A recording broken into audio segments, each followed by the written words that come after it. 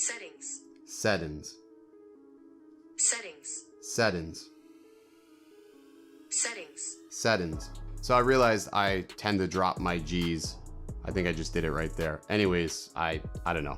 I've always just sort of cut those off. But anyways, today we're going to be talking about Yuneec, a company that I rag on quite a bit. And let's just... Settings. We're going to get into this video. Stick around.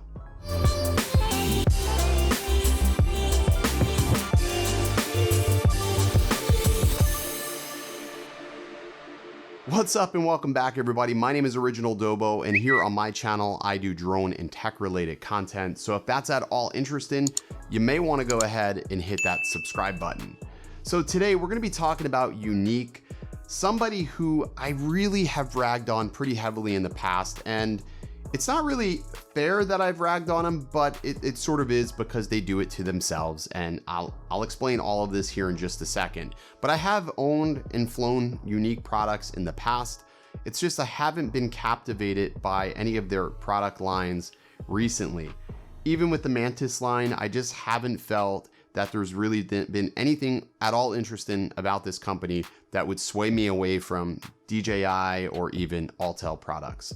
But I want to talk about some changes that Yuneec could potentially implement that may help them excel in 2019. Again, these are only my suggestions to them. I'm not an expert.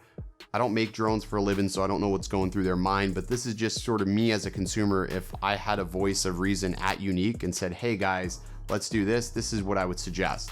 So I've sort of just found like 3 things that really bother me. So let's start off with the fact that none of their lineup is really portable. Now I'm not including the Mantis into this mix because I really don't consider the Mantis a prosumer drone. The Mantis to me is very much a toy grade drone, and it's not something that I would use for a professional application. Now they do have professional drones like the Typhoon H and the Typhoon H Plus, which are respectable and pretty interesting designs, but they aren't easy to travel with, and you couldn't take that on a plane very easily. You'd probably have to make that either your carry-on or your possibly your personal item, which I don't know if that's not going to fit under a seat. So end result is you're probably going to have to check that. I travel a lot, and I would love to see a Yuneec drone that is capable of being folded up, somewhat similar to the Mavic or even the Autel Evo. I think that would be fantastic. And we don't have anything like that that is really capable of doing so. Again, I'm excluding the Mantis because again, that camera is to me utterly trash and not something I would use professionally. The second thing would be the range. None of the Yuneec products have a very far range, which could be really limited for somebody who's looking to use this for search and rescue, or if you have a good visual line of sight, you want to fly at least, 1.5 miles to 2 miles, you're not going to be able to do it.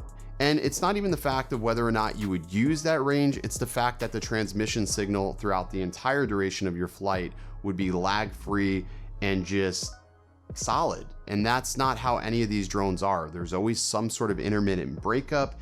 They've always sold range extenders for the Yuneec product line, and that's because their transmission signal is pretty darn weak. Now, I'm sure there's a lot of people that watch my channel and others that maybe do fly a Yuneec drone and are in love with it. And believe me, I'm not trashing on their product line at all. I want to see them do well because I like choice. I like to see companies like this thrive so we have more options to choose from other than just DJI, right? So definitely would love to see an extended range out of these drones. Please, it's really not that hard to do, guys. You can do it, just implement that. And then the last thing I would really love to see is a normal proprietary controller. Please, what was that? A normal proprietary controller would be amazing. These obscure, very clunky, large controllers aren't comfortable, and they're definitely not easy to hold in the hand. And if you're going to be flying for at least a half hour, 35 minutes, especially inspecting a property, like the controller is this big and the screen is this big. Like, let's make it proportionate to the size. Now, when I was at CES, I did see they did make a controller that looked like it was more like the old Phantom line, but I would like something even a little bit smaller, maybe the size of a smart controller, that would be ideal, especially for somebody who's traveling, or if you're going to hold it, it's not quite as cumbersome. It's a little bit more, my favorite word, ergonomic, and ultimately just a better design all around in general. Now there's plenty more suggestions I could probably have for Yuneec, but these are just some of the ones that have sort of prevented me from buying their drones recently. Obviously their price is all over the place as well. I think you can get a used Typhoon H for like $800-900, but even still $800-900, there's a lot of drones on the market that are much more compelling than that. And I think that's the biggest problem. Right now they have sort of an identity issue in the drone space, and I hope to see some amazing products from them very soon, because I would love choice. And again, it's not that I don't like Yuneec, it's just that they're not making anything that's captivating. But I would love to know what you all think. Have you ever considered a Yuneec product, or have you sort of paused because of the reasons I've listed, or maybe there's another reason? Either or way, drop a comment down below. I'd love to read it. And as always, guys, stay original. We'll see you next time.